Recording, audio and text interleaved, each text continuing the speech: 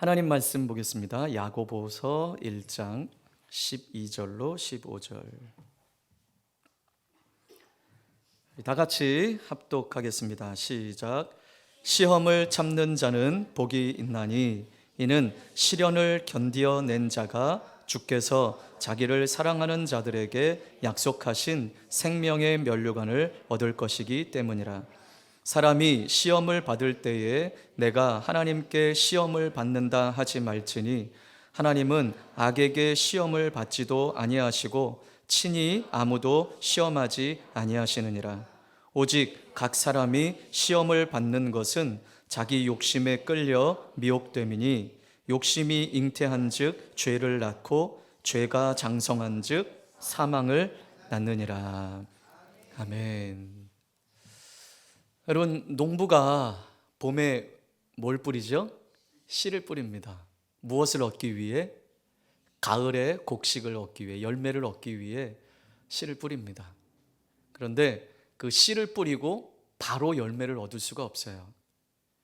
가을까지, 가을 거지까지 기다려야 합니다. 예술가도 하나의 작품을 얻기 위해 단시간에 작품을 얻을 수가 없습니다. 운동선수도 마찬가지입니다.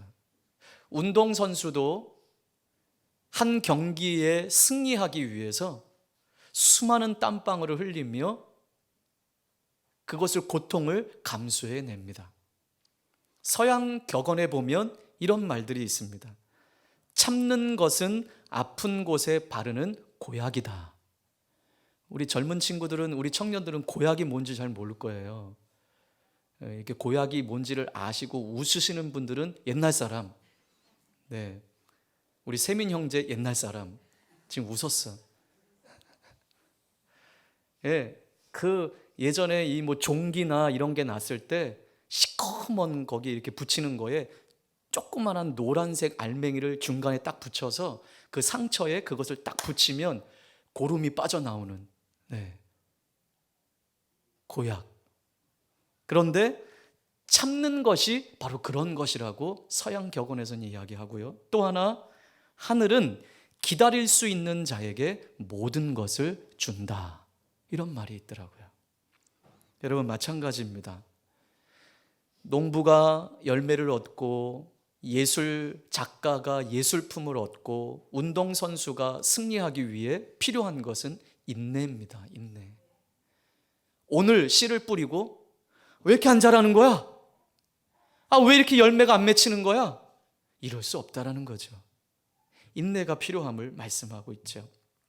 여러분, 우리 계속 이제 세 번째 주 우리 야고보서를 함께 나누고 있는데, 우리가 세상을 사노라면 여러 가지 시험과 어려움과 고난을 만나게 되어 있습니다. 근데 이 모든 상황 속에 우리가 극복할 수 있기 위해서는 우리에게 인내가 필요함을 말씀해 주셨습니다. 끝까지 참는 사람이 열매를 얻게 될 것이고 최후 승리를 얻게 될 것입니다.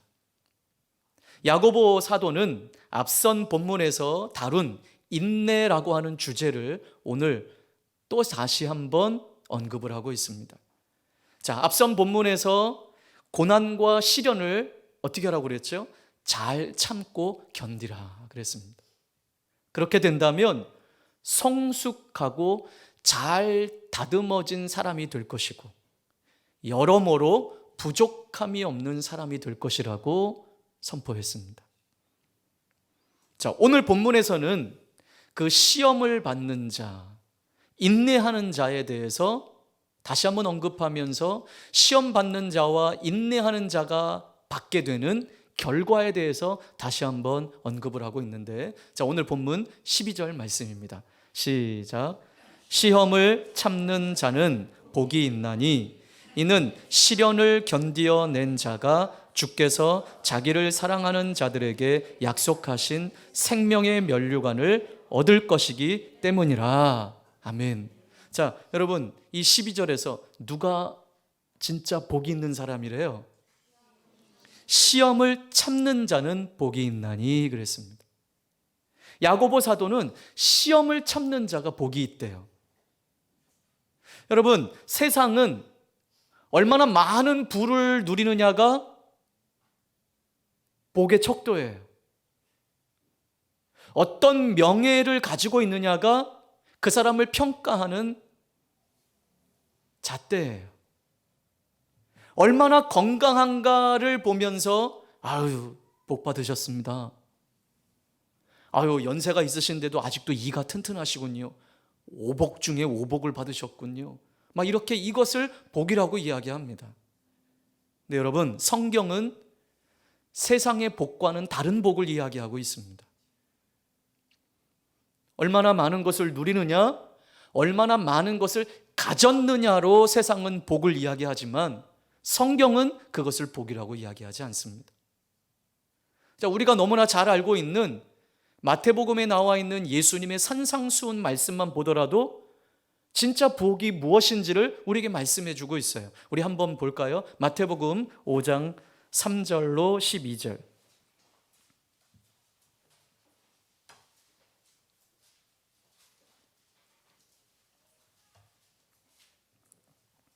마태복음 5장 3절로 12절 우리 다 같이 합독하겠습니다. 시작.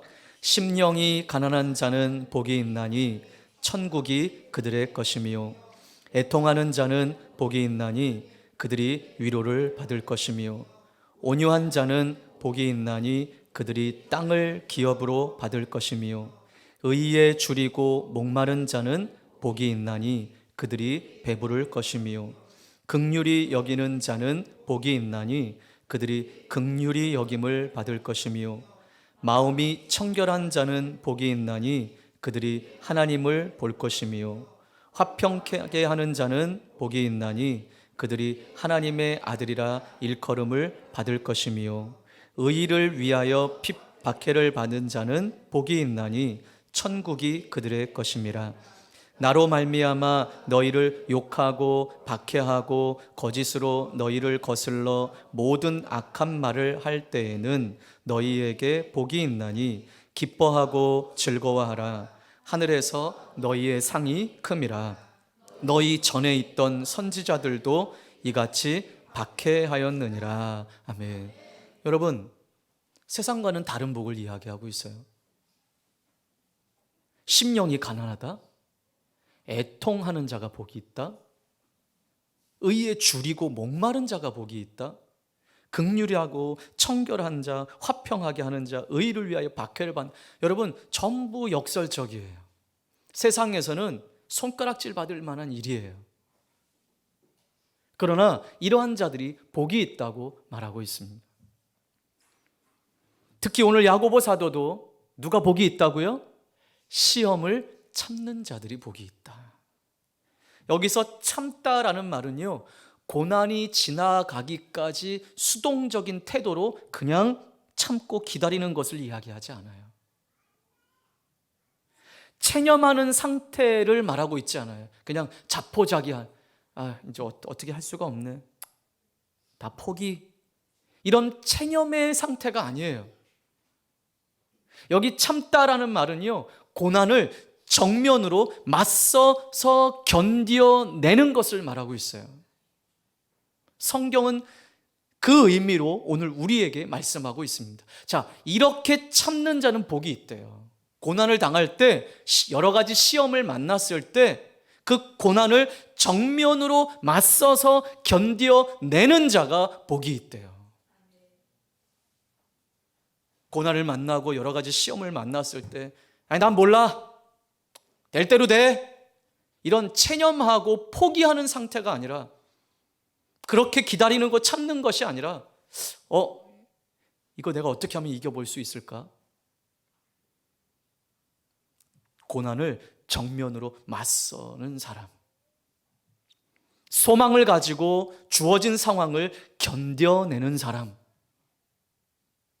하나님이 주시는 지혜로 이 고난을 정면으로 맞서 싸우는 사람, 정면으로 맞서서 견뎌내는 사람, 이런 사람에게 복이 있대요. 그냥 체념하듯이, 자포자기하듯이 나는 모르겠다 포기하는 사람이 아니라 정면으로 맞서 싸워 이기는 사람에게 여러분, 무엇을 약속하고 계십니까? 오늘 어떤 상을 약속하고 계십니까?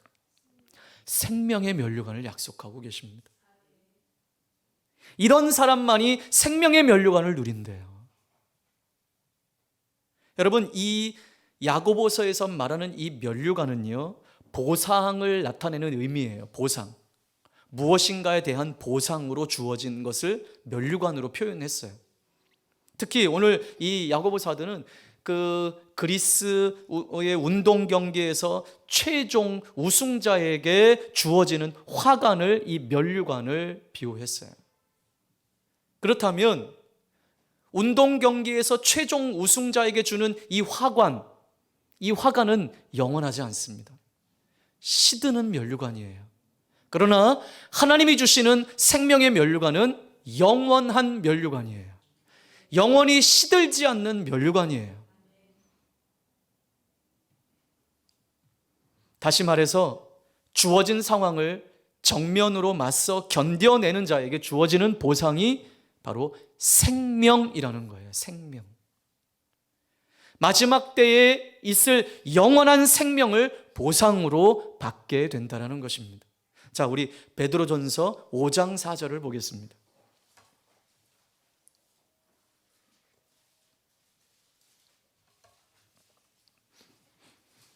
베드로전서 5장 4절 시작. 그리하면 목자장이 나타나실 때에 시들지 아니하는 영광의 관을 얻으리라. 아멘, 아멘, 아멘. 목자장이 나타나실 때, 우리 주님이 땅에 다시 오실 때 시들지 않는 영광의 관을 얻게 될 것이다. 자, 우리 요한계시록 2장 10절을 보겠습니다.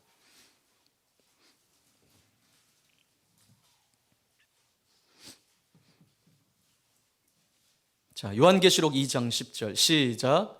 너는 장차 받을 고난을 두려워하지 말라. 볼지어다 마귀가 장차 너희 가운데에서 몇 사람을 옥에 던져 시험을 받게 하리니 너희가 10일 동안 환난을 받으리라. 네가 죽도록 충성하라. 그리하면 내가 생명의 관을 내게 주리라. 아멘. 네, 영광의 관과 생명의 관, 면류관을 오늘 약속하고 계십니다. 고난을 두려워하지 아니하고 그 고난과 정면으로 맞서 싸우는 자들에게 하나님이 이와 같은 시들지 않는 영원한 면류관을 약속하고 계시는 것이죠. 그렇습니다.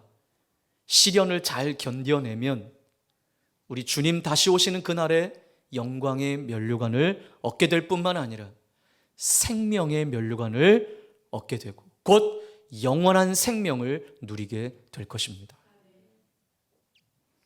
자, 그런데 여러분, 우리가 예전 우리 보던 개역 성경에는 이 12절에 이렇게 돼 있어요. 시험을 참는 자는 복이 있도다. 이것에 옳다 인정하심을 받은 후에 주께서 자기를 사랑하는 자들에게 약속하신 생명의 면류관을 얻을 것임이니라. 자, 뭐가 좀 다르죠? 개역 한글 성경에는 이것에 옳다 인정하심을 받은 후에 라는 말이 있죠. 근데 오늘 우리 개역 성경에는 시련을 견뎌낸 자가 주께서 자기를 사랑하는 자들에게 이렇게 표현했어요. 오늘 이 개역 한글 성경에 보면 분명 하나님이 옳다 인정하는 신앙이 있다라는 거예요.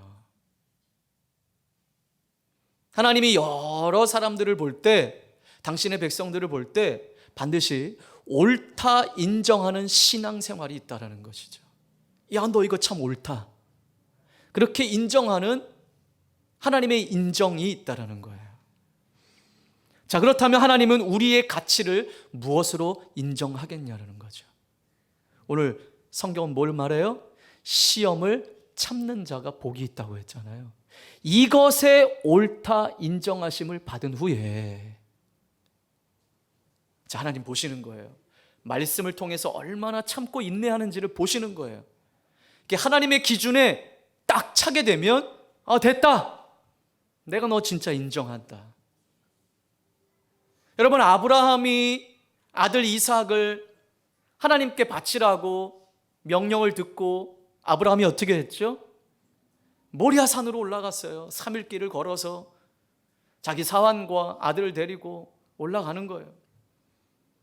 사환은 그 산 밑에 내려놓고 이삭과 함께 올라가 제단을 쌓고 그 위에 아들을 눕히고 칼을 들어서 아들 이삭을 잡으려고 하잖아요. 그때 하늘에서 음성이 들리죠. 하나님의 음성이 들리죠. 한마디로 어떤 음성입니까? 됐다라는 거예요. 됐다. 옳다 인정하심을 받은 거예요. 하나님은 오늘 우리를 살피십니다. 얼마나 말씀을 가지고 이 땅을 인내하며 신앙생활 하는지를 보고 계시는 거예요. 여러분, 하나님께만 인정받으면 되는 거 아니겠습니까? 아니에요. 하나님께 인정받으면 끝인 인생이에요. 근데 여러분, 하나님이 우리의 신앙생활을 볼 때 너 진짜 잘한다, 너 진짜 옳다, 여러분 그렇게 신앙생활하고 계십니까? 여러분, 제가 늘 강조하지만 내가 나를 잘 안다고 했잖아요. 그렇죠? 하나님이 나를 옳다 인정하시는지 그렇지 않은지 여러분, 우리 가정의 삶만 봐도 알아요. 우리 모두가 다 알아요. 근데 그거 무시하는 것뿐이에요. 그러고 사는 거예요. 무시하고 사는 거예요. 근데 여러분, 하나님의 인정하심을 받지 못하는 가정이 어찌 든든히 섰겠고, 하나님이 인정하지 못하는 직장생활과 사업장과 모든 삶이 어떻게 든든히 설 수 있겠습니까? 하나님 반드시 보고 계세요. 옳다 인정하심을 할 때까지 하나님 보고 계시는 거예요. 그 가치를 인정하실 때까지 여러분, 우리가 그 하나님의 은혜 앞에 나아가야 할 줄 믿습니다. 그러한 자들에게 이러한 약속을 주시는 거예요. 우리 교회 모든 성도들의 삶과 개인들, 가정들, 직장과 사업장과 삶의 터전이 하나님께 인정받는 삶의 터전이 되기를 주님의 이름으로 축복합니다. 여러분, 하나님이 우리를 인정하시기만 하면요, 여러분, 우리의 수고와 우리의 애씀, 그것을 뛰어넘어 하나님은 큰 은혜를 우리 가운데 주실 줄 믿습니다. 얼마나 견디느냐, 얼마나 말씀을 가지고 견디어내느냐, 얼마나 말씀을 가지고 살아내느냐, 하나님 그거 보시는 거예요. 예배 시간에 와서 앉아있는 거 보시는 거 아니에요. 예배 시간에 와서 앉아있어도 제대로 예배드리지 못한다면 그것이 어찌 하나님이 인정하시는 예배가 될 수 있겠습니까? 예배하는 이 모습이 중요한 게 아니라 이 교회 밖에서 살아내는 삶이 중요한 거예요. 우리의 언어와 우리의 삶의 태도가 하나님께서 인정하실 만한 삶이 되시길 바랍니다. 그래서 우리는 끊임없이 하나님을 인식하며 살아야 하는 거예요. 내가 어떠한 일을 하면서 하나님이 지금 나 지켜보고 계시지, 하나님이 지금 나 보고 계시지. 여러분, 하나님께 인정받는 삶이 되시길 바랍니다. 자, 또 하나, 오늘 야고보 사도는요, 이제 다른 종류의 시험을 이야기하고 있습니다. 시험에는요, 두 종류가 있어요. 전에도 한번 같이 나눈 말씀이지만, 하나는 테스트입니다. 테스트. 지식이나 능력을 평가하는 테스트. 예를 들면 우리 학교 다니는 학생들이 뭘 봐요? 시험 보는 것처럼 중간고사 보고 기말고사 보고 대학 능력평가 시험 보고, 이 사람이 과연 다음 단계로 넘어갈 수 있는 수준에 올라왔는지, 이 학생이 과연 대학에 가서 공부를 할 수 있는 학습 능력이 있는지 평가하는 테스트가 반드시 있어요. 또 하나는요, 템테이션이라고 유혹이라는 시험이 있어요. 유혹은요, 마귀가 주는 시험이에요. 왜 줄까요? 우리를 넘어뜨리려고, 우리를 무너뜨리려고, 하나님께 인정받지 못하는 삶을 살도록 우리의 신앙생활을 무너뜨리려고 사단이 우리를 유혹하는 시험이 있어요. 그러나 여러분, 하나님은 우리를 유혹하지 미혹하지 않으세요. 하나님은 우리를 테스트하실 뿐이에요. 얼마나 성숙한지, 얼마나 성장하고 있는지. 자, 어때요? 우리도 분기별로 시험 한번 치를까요? 예? 다른 시험 말고 주일날 얼마나 말씀을 잘 들었는지. 예? 그럼 아마 아무도 안 나올지도 모르겠어요. 하나님은 우리를 연단하기 위해서 테스트하실 뿐이에요. 야고보는 오늘 본문 말씀을 통해서 이러한 시험과 유혹의 차이점을 이야기하고 있는 거예요. 그래서 13절에서 말씀하시는 시험은 바로 유혹을 이야기하고 있죠. 13절 시작. 사람이 시험을 받을 때에 내가 하나님께 시험을 받는다 하지 말지니 하나님은 악에게 시험을 받지도 아니하시고 친히 아무도 시험하시 아니하시느니라. 아멘. 여러분, 이 말이 무슨 말입니까? 우리가 잘못 살아놓고 우리가 잘못 행동해서 어려움에 빠져놓고 책임을 누구에게 전가하는 거예요? 하나님께 전가하는 거예요. 아, 하나님 왜 이렇게 나를 힘들게 하시는 거예요? 그런데 그 내면에 가서 보면 하나님께 인정받지 못하는 삶을 자기가 살아놓고 하나님께 책임을 전가하는 성도들이 있어요. 이런 잘못된 삶에 대해 야고보 사도는 하나님은 악에게 영향을 받는 분도 아니시며 누군가의 삶에 악을 들이미시는 분이 아니라는 거예요. 그러므로 자기가 잘못 살아서 시험에 빠지고서 하나님께 시험 받는다고 말하는 것은 잘못된 것이라고 야고보 사도가 오늘 말하고 있는 것입니다.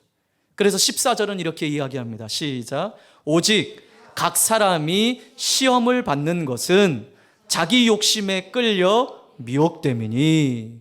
아멘. 유혹을 받아 굴복하는 것은 전적으로 우리 자신이라는 거예요. 그러므로 우리는 누구도 탓해서는 안 돼요.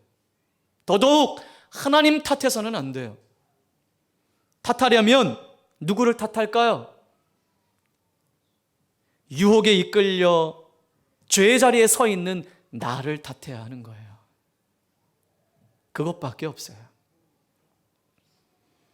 자, 오늘 본문에서 말씀하시는 이 욕심이라는 것은요, 본 것은 무엇이든지 차지하려고 하는 욕망을 말하고 있어요. 뭐라고요? 내 인간적인 눈으로 본 것 모든 것들을 다 차지하려고 하는 욕망. 그리고 미혹이라는 말은요, 원래 사냥이나 고기잡이에서 유래한 말이에요.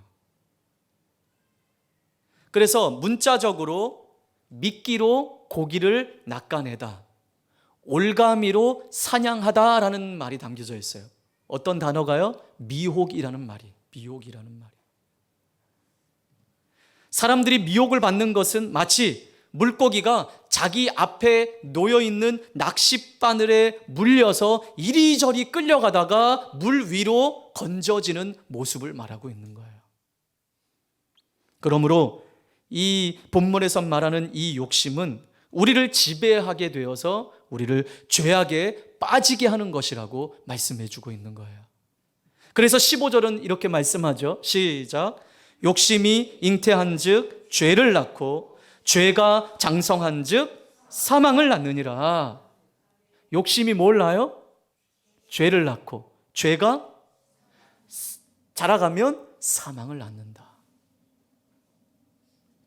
여러분, 로마서 6장 23절에 보면 우리가 잘 아는 죄의 삭은 사망이다. 죄의 값은, 죄의 결과는 결국은 죽는 거예요. 죽는 거. 여러분, 온 인류의 죽음이 왜 들어왔습니까? 죄 때문에 들어오지 않았습니까? 보암직도 한 선악과를 따먹었던 하와가 자기 남편 아담에게 주고 해서 온 인류 가운데 죽음이 들어오게 된 거예요. 죄와 죽음이 들어온 것이죠. 여러분, 죄는 죄 자체로 남아있지 않습니다. 반드시 죄는 사망을 이끌어내는 거예요. 죄의 출발점은, 그래서 오늘 야고보 사도가 강조하는 것은 인간의 욕망으로부터 죄는 시작된다라는 거예요. 눈에 보이는 욕심, 시기와 질투, 다 있어요. 누구 안에나 다 있어요. 이것을 예수 그리스도의 보혈로 씻어내고 우리가 날마다 승리하는 길밖에 없는 거죠. 남이 잘 되는 꼴은 못 봐요. 남이 누군가에게 칭송을 받는 꼴을 못 봐요. 어디서요? 교회 안에서도. 누군가가 좀 다른 사람들이 또 다른 사람을 좀 칭찬하고 어유 너무 잘했습니다 이렇게 말하는 꼴을 못 봐요. 왜? 내가 받아야 하는데, 우리 자녀가 받아야 하는데. 이러한 시기, 질투, 욕망, 욕심들, 이것이 우리를 결국은 사망의 자리로 이끌어 간다는 거예요. 인간의 욕망에 사로잡히게 되면 유혹에 넘어가게 되고, 그 결과 죄를 짓게 되며 결국에는 어디까지요? 사망의 자리까지 간다. 여러분, 지금도 우리에게는 수많은 낚싯바늘이 우리의 삶 속에 내려져 있습니다. 여러분 보이세요? 수많은 낚싯바늘이 여러분 삶 속에 내려져 있는 거 보이세요? 욕심의 낚싯바늘, 욕망의 낚싯바늘, 부의 욕심의 낚싯바늘, 재정의 낚싯바늘, 시기 질투의 낚싯바늘, 욕망의 낚싯바늘, 음란의 낚싯바늘, 중독의 낚싯바늘, 이단의 낚싯바늘, 우리의 삶 속에는 수많은 이 유혹의 낚싯바늘이 드리워져 있단 말이에요. 이러한 삶 가운데 우리가 말씀으로 정함이 없다면 이게 사는지 죽는지도 모르고 그 낚싯바늘을 어떻게 해요? 물어버리는 거예요. 그러면 결국 죽는 거예요. 말씀의 정함으로부터 오는, 말씀으로부터 오는 정함이 없다면 우리는 그 죽음의 낚싯바늘을 입에 물고 결국은 이리저리 사단에게 끌려다닐 수밖에 없어요. 잘 분별하시길 바랍니다. 하나님으로부터 온 테스트인지 사단으로부터 온 유혹인지 잘 분별하십시오. 오늘도 수많은 사람들이 이 죄의 낚싯바늘에 엮여서, 욕망의 자리에, 욕망의 낚싯바늘에 엮여서 사망의 자리로 끌려가는 이들이 많습니다. 그래서 우리에게는 하나님의 지혜가 필요합니다.